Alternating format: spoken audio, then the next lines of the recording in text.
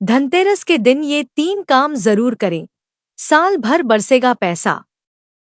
नमस्कार दोस्तों, धनतेरस का त्योहार दीपावली से एक दिन पहले मनाया जाता है और इसे हिंदू धर्म में विशेष रूप से शुभ माना जाता है। पंचांग के अनुसार यह पर्व कार्तिक माह के कृष्ण पक्ष की त्रयोदशी तिथि पर आता है। इस दिन भगवान धन्वंतरी, माता लक्ष्मी और कुबेर महाराज की पूजा का विशेष महत्व है। लोग मानते हैं कि इस दिन जो भी संपत्ति या वस्तु खरीदी जाती है, उसमें 13 गुना वृद्धि होती है। यही कारण है कि लोग इस दिन बर्तनों के साथ साथ सोने और चांदी की वस्तुएं खरीदना शुभ मानते हैं। इस साल धनतेरस का त्योहार 29 अक्टूबर 2024 को मनाया जाएगा। त्रयोदशी तिथि की शुरुआत 29 अक्टूबर को सुबह 10:03 होगी और यह 30 अक्टूबर को दोपहर 1:07 समाप्त होगी। धनतेरस को धन त्रयोदशी भी कहा जाता है और यह 5 दिवसीय दीपावली उत्सव की शुरुआत का पहला दिन होता है।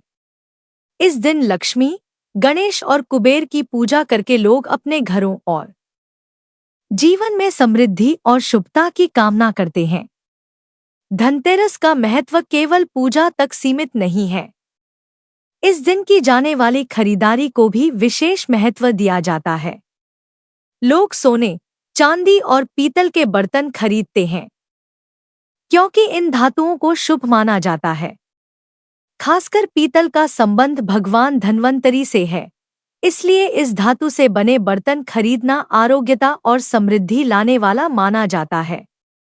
इसके विपरीत इस दिन लोहे और एल्यूमीनियम जैसी धातुओं से बनी वस्तुएं नहीं खरीदनी चाहिए क्योंकि इन्हें अशुभ माना जाता है। धनतेरस पर कई लोग सोने चांदी के आभूषण या सिक्के खरीदते हैं। चांदी के सिक्कों पर माता लक्ष्मी और कुबेर की आकृति होती है, जिन्हें घर लाना बेहद शुभ माना जाता है। यदि कोई सोना नहीं खरीद सकता तो वह पीतल के बर्तन खरीदकर भी लक्ष्मी और बृहस्पति की कृपा प्राप्त कर सकता है। ग्रामीण क्षेत्रों में लोग इस दिन नए धनिये के बीज खरीदते हैं, जबकि शहरी क्षेत्रों में पूजा के लिए साबुत धनिया खरीदा जाता है। धनतेरस के दिन धनिये को लक्ष्मी जी को अर्पित करना और धन स्थान पर छिड़कना शुभ माना जाता है। इसे समृद्धि का प्रतीक माना जाता है, लेकिन ध्यान रखें कि इस धनिये को भोजन में इस्तेमाल नहीं करना चाहिए। पूजा के बाद इसे गाय को खिलाना सबसे उचित माना जाता है। धनतेरस पर कुबेर यंत्र और महालक्ष्मी यंत्र को खरीदना भी बहुत लाभकारी माना जाता है। इन यंत्रों की विधिपूर्वक पूजा कर इन्हें तिजोरी या धन रखने के स्थान पर रखने से घर में धन का स्थायी वास होता है। इसके अलावा इस दिन दीपक जलाने का भी विशेष महत्व है। घर के बाहर यम दीपक जलाकर यमराज को प्रसन्न करने की परंपरा है, जिससे परिवार पर किसी भी प्रकार की अकाल मृत्यु का साया न आए। लोग इस दिन अपनी क्षमता के अनुसार 11, 21, 51 या 101 दीपक जलाते हैं, जो दीर्घायु और सुख समृद्धि का प्रतीक होते हैं। धनतेरस केवल संपत्ति का संग्रह करने का अवसर नहीं है, बल्कि यह इस बात का संदेश भी देता है कि सही वस्तुएं और सकारात्मक ऊर्जा हमारे जीवन को सही दिशा में ले जाती हैं। धनतेरस के इस पवित्र पर्व पर लोग अपने घरों को सजाते हैं, दीपक जलाते हैं और भगवान गणेश व माता लक्ष्मी का स्वागत करते हैं। यह पर्व केवल भौतिक समृद्धि का नहीं, बल्कि आंतरिक संतोष और सुख शांति का भी संदेश देता है। लक्ष्मी चरण इस दिन घर में लाना मां लक्ष्मी का आह्वान माना जाता है और इस दिन घर में मां लक्ष्मी के चरणों को घर में लाना उन्हें अपने घर में निमंत्रण देने के तुल्य है। धनतेरस पर लक्ष्मी जी के 2 चरण घर में लाने चाहिए। एक चरण मुख्य द्वार पर अंदर की तरफ आते हुए लगाने चाहिए और दूसरे चरण पूजा के स्थान में अंदर आते हुए लगाने चाहिए। इस दिन दीपावली पूजन हेतु लक्ष्मी और गणेश जी की मूर्ति या चित्र खरीदते है और इसी दिन धन्वंतरी की पूजा हेतु उनकी मूर्तियां या चित्र भी खरीदते हैं। धनतेरस के शुभ अवसर पर आपको अपने घर में धन की देवी मां लक्ष्मी और शुभ लाभ के देवता गणेश जी की मूर्ति अवश्य लानी चाहिए। याद रखें कि यह प्रतिमा मिट्टी की बनी होनी चाहिए ताकि इन्हें अगले साल विसर्जित करके उनके स्थान पर नई प्रतिमा ला सके। इस दिन गणेश लक्ष्मी की प्रतिमा लाने से आपके घर में सुख समृद्धि का वास होता है। धनतेरस के शुभ अवसर पर आपको अपने घर में धन की देवी मां लक्ष्मी और शुभ लाभ के देवता गणेश जी की मूर्ति अवश्य लानी चाहिए। याद रखें कि यह प्रतिमा मिट्टी की बनी होनी चाहिए ताकि इन्हें अगले साल विसर्जित करके उनके स्थान पर नई प्रतिमा ला सकें। इस दिन गणेश लक्ष्मी की प्रतिमा लाने से आपके घर में सुख समृद्धि का वास होता है। इस दिन पूजा की सामग्री के साथ ही खील, बताशे आदि भी खरीदे जाते हैं, जो घर में खुशियां लाती हैं। दीपावली के अवसर पर नए चावल की फसल तैयार हो जाती है और इसी धान से खीर तैयार की जाती है। इसलिए धनतेरस के दिन खील बताशे अपने घर में जरूर लाने चाहिए। ध्यान रखें कि हमेशा नए खील बताशे ही लाने चाहिए। पुराने रखे खील बताशे नहीं चढ़ाने चाहिए। नए खील बताशे धनतेरस पर घर में लाने से पूरे साल आपके घर में धन और धान्य की कमी नहीं होती। दोस्तों, नमक सबसे आसानी से मिलने वाली चीजों में से एक है। धनतेरस पर नमक लाने से आपके घर में सुख समृद्धि का आगमन होता है और यदि आप आभूषण खरीदने की योजना बना रहे हैं तो धनतेरस इसके लिए सबसे शुभ दिन है।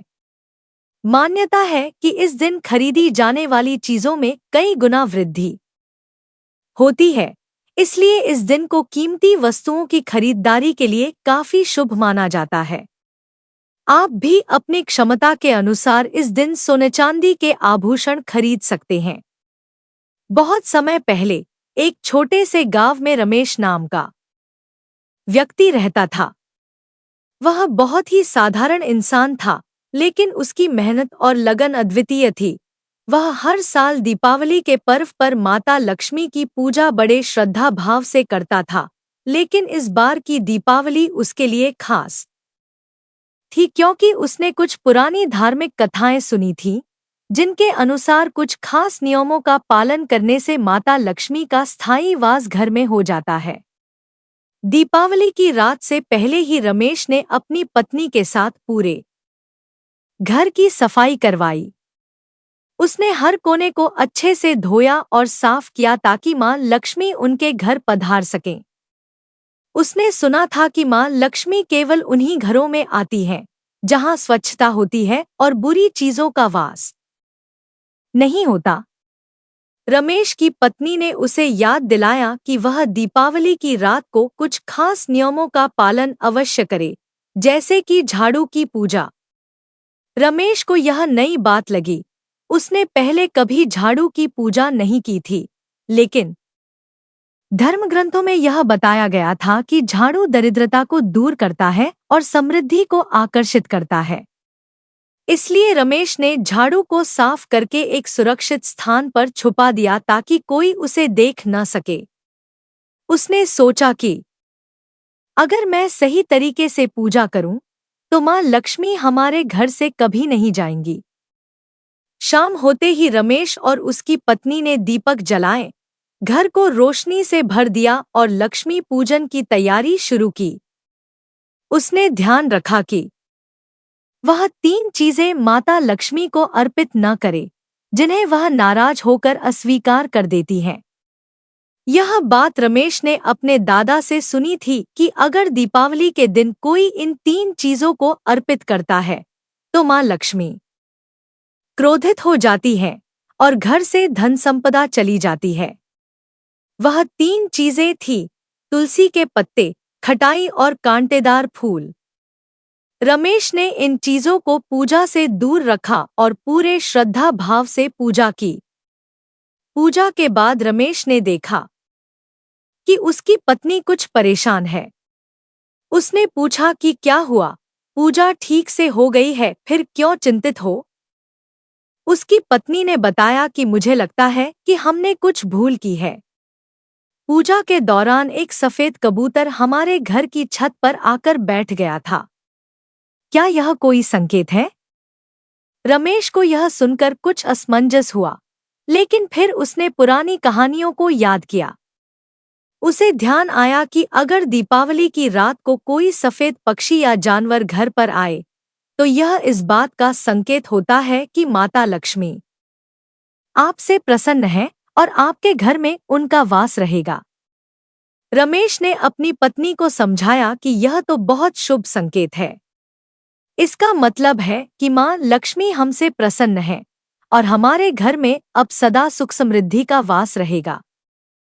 उस रात रमेश ने चैन की नींद ली, यह सोचते हुए कि अब उनके जीवन में समृद्धि आएगी।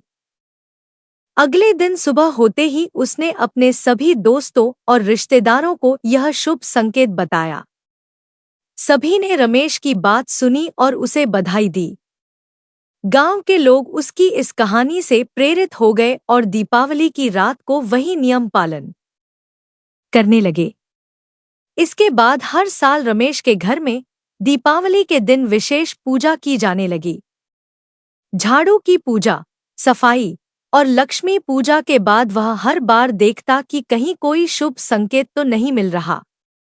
एक साल उसकी बेटी ने झाड़ू को एक खास स्थान पर छुपाकर पूजा की थी और उस साल रमेश के घर में अप्रत्याशित रूप से धन का आगमन हुआ। उसका व्यापार भी पहले से ज्यादा सफल हो गया। रमेश यह भी जानता था कि कर्ज लेकर दीपावली मनाना गलत है। उसने कभी किसी से उधार लेकर यह पर्व नहीं मनाया। वह हमेशा अपने सामर्थ्य के अनुसार ही पूजा करता था और इस सिद्धांत ने उसे कई बार मुसीबतों से बचाया। धर्म ग्रंथों में भी यह कहा गया है कि कर्ज लेकर पर्व नहीं मनाना चाहिए, क्योंकि इससे समृद्धि की बजाय दरिद्रता का वास होता है। समय बीतता गया और रमेश का परिवार धन संपदा में बढ़ता गया। हर साल दीपावली पर वे सच्चे दिल से मां लक्ष्मी की पूजा करते और हर साल उन्हें मां का आशीर्वाद मिलता। गांव के बाकी लोग भी रमेश के परिवार से प्रेरित होकर उसी विधि से पूजा करने लगे। धीरे धीरे रमेश का नाम पूरे गांव में फैल गया और लोग उसे एक सफल और समृद्ध व्यक्ति के रूप में जानने लगे। रमेश ने यह समझा कि सिर्फ पूजा और नियम पालन से ही समृद्धि नहीं आती, बल्कि सच्चे दिल से की गई मेहनत और भक्ति भी उतनी ही जरूरी होती है। आज रमेश का परिवार खुशहाल है और हर साल वे दीपावली पर माता लक्ष्मी की पूजा करते हैं, यह मानते हुए कि मां लक्ष्मी उनकी भक्ति और सच्चाई को देखकर ही उनके घर में स्थायी रूप से वास करती है। जो व्यक्ति कर्ज लेकर दीपावली का पर्व मनाता है, उसके घर में हमेशा कर्ज का वास हो जाता है। वह व्यक्ति माता लक्ष्मी की कृपा से वंचित हो जाता है। भले ही आपके पास कम धन हो, परंतु सच्चे दिल से मां की भक्ति करें। माता रानी आपके सभी बिगड़े कार्य को अवश्य पूरा करेंगी। इसलिए कर्ज लेकर भगवान की पूजा नहीं की जाती है। शास्त्रों में भी कई बार यह बात दोहराई गई है, पूजा पाठ में सच्ची निष्ठा होनी चाहिए, न कि दिखावे के लिए, क्योंकि इससे समृद्धि की बजाय दरिद्रता का वास होता है। जब व्यक्ति सच्चे दिल से मां लक्ष्मी की भक्ति करता है, तब मां उसकी पूजा से प्रसन्न होती हैं और घर में स्थायी रूप से वास करती हैं। रमेश ने अपने जीवन में यह बात अच्छे से समझ ली थी और हर साल दीपावली पर मां लक्ष्मी की विधिपूर्वक पूजा करता था। समय के साथ रमेश का परिवार खुशहाल और समृद्ध हो गया और उनकी कहानी गांव के अन्य लोगों के लिए प्रेरणा का स्रोत बन गई। धीरे धीरे गांव के सभी लोग उसी विधि से दीपावली मनाने लगे। उन्होंने भी रमेश की तरह कर्ज से दूर रहकर अपनी सामर्थ्य के अनुसार मां लक्ष्मी की पूजा करना शुरू किया। हर साल दीपावली के दिन गांव में एक नई उमंग और उत्साह के साथ पूजा की जाती थी और हर घर में सुख समृद्धि का वास होता था। अगर इस वीडियो से आपको कुछ नया जानने को मिला है तो कृपया हमें जरूर बताएं। आप चाहें तो वीडियो को लाइक करके भी अपनी प्रतिक्रिया दे सकते हैं। हमारे चैनल को सब्सक्राइब करें ताकि हम आपके लिए और भी महत्वपूर्ण जानकारियां ला सकें। तब तक के लिए अपना ख्याल रखें। जय मां लक्ष्मी।